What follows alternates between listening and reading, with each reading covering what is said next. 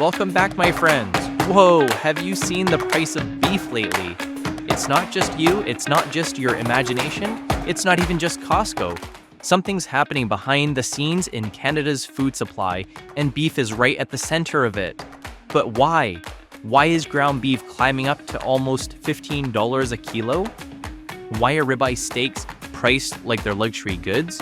One big factor is the drought that is plaguing Alberta and Saskatchewan year after year. Let's take a look at a short clip that summarizes the article very well just to get their take. It's a disaster. There's nothing here. Year after year of drought, and things are only getting worse. The hay crop on Mark Jacquelin's farm west of Grande Prairie is supposed to be over waist height, but it barely reaches your ankles. We used to put up 1,500 hay bales, and we're down to 40. So, Did you hear that? From 1,500 hay bales down to 40? That's almost a 98% decline in the amount of hay that farmers have available.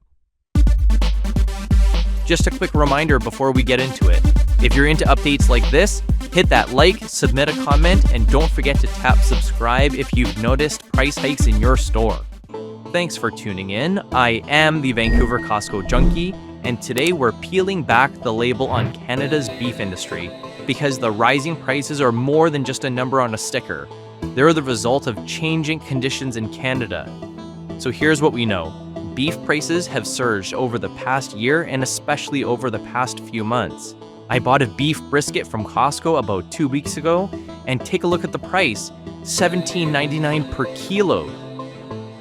Let's finish the clip of what's going on with Canada's beef farmers.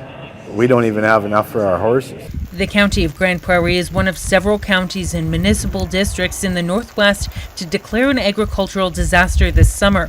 Low soil moisture and grasshoppers have devastated crop yields. The effects have forced Jacqueline and other producers to downsize herds significantly. He had over 100 cows, and now he's down to less than half of that. We had too many numbers for our pastures, so we already sold off a bunch of cow-calf pairs already in April. And then we sold some again in July, and the last of the cows will probably go October 1st. There won't be any feed for them. We're selling animals that we wouldn't even never sell, like our breeding stock. We wouldn't sell those, but we have no choice. According to auctioneers in the region, northern producers are selling early and raising smaller herds. Whatever they're selling, they're not buying back into it because they don't have the feed, they don't have the grass for it. So you'll see a lot more guys selling than buying back into the cattle industry. In a statement, the province says cattle and calves on Alberta farms totaled 4.7 million head this year, just over 40% of the national total. But that number is down almost 1% from the year previous, and the third annual decline in a row. Did you hear that? Down for the third year in a row. Once you've been in a drought for multiple years, your resiliency goes down. Your backup in terms of water supplies, in terms of feed supplies, are all reduced. So again, the impacts start to hit producers much harder than a single year of drought. The Ministry of Agriculture also says it has increased the low yield allowance for this crop year. It allows farmers to use poor quality harvests as livestock feed, hopefully easing some costs. But Jacqueline says his fields are not even poor quality, they're basically non-existent. We're not just BSing, we've got a problem. We need help. He and other producers in the region say they're toughing it out for now, but will have to consider their options if things continue. Catherine Garrett, CBC News, Elmworth, Alberta. I am the type of person who likes to look at the facts, so I went to the StatsCan website to see what it said there. Number of cattle, that's exactly what we're looking for. We won't stay here long, I'll just show you what things are looking like. Cattle on beef operations, yes. Back in the year 2000, we had just under 11 million beef cows. And now as of 2025, it looks like we have just over 9 million cows. That's down about 2 million cows. That's a lot of cows, but that's not even the whole story. Canada's population back in the year 2000 was about 30 million people. Fast forward to today, we're at about 41 million. So 11 million more people, but 2 million fewer cows than back in the year 2000? If you're finding this interesting so far, give this video a quick like and drop a comment below. Here's a site called Costco West that posts some really great information about the changing prices at Costco.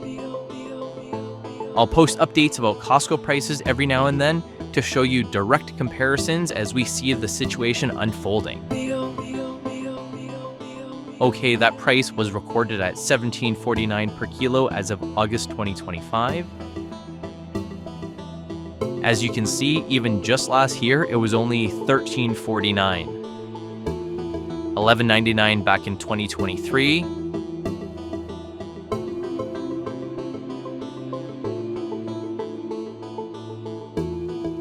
Wow, even down to $7.59 back in 2020.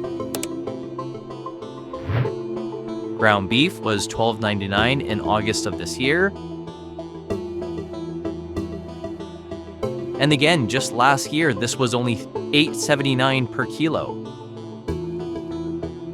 Chicken breasts are something that is a staple in my household, and I see great deals for it at Costco all the time. $14.99 per kilo is a price that I've seen for a long time. Let's take a look below. So I see even back in February 2024, the price was still $14.99, which means it's been holding steady. Back in 2023, it shows the price of $8.99. Let's click on that link to take a closer look. Okay, so it looks like $8.99 was after the discount, but the regular price was still $14.99. So chicken breast has been a lot more stable than beef. Canned salmon is also a price that I keep my eye on as well.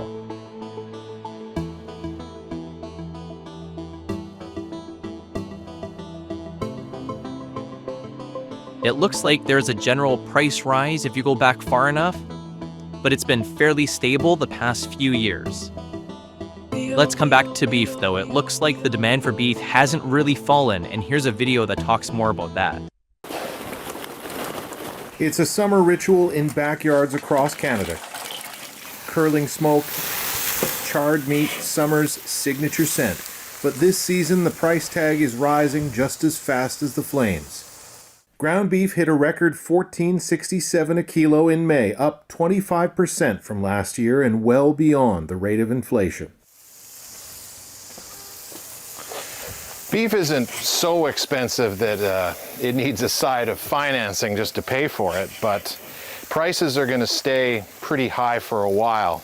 Sizzling, you might even say.